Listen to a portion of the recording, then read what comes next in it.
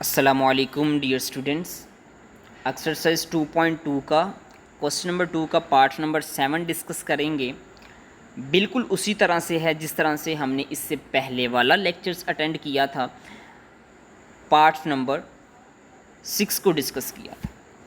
उसी तरह से हमने जिस तरह मैं आपको बताया था कि ये वाली जो चीज़ है हम इक्वल के ये राइट साइड पे है तो हमने क्या लिख लेना है, लेफ़्ट साइड पे, और ये अगर लेफ़्ट साइड पे तो ये हमारी कहाँ पे आ जाएगी, राइट साइड पे। फिर हमने एक्सपोनेंशियल फॉर्म कुव्वत नुमाई शक्ल के अंदर इसको क्रिएट कर देना है। ये 10 जोन्स है, ये हमारी 5 की क्या बन जाएगा, पावर, मतलब 10 5 की क्या बन गया, पावर। और बाकी हमारा जो 10,000 है, ठीक है, सॉरी जो 1 लाख है वो हमारा इक्वल के दूसरी साइड पर वैसे ही मौजूद रहेगा। आई होप आपको समझ आ गई होगी।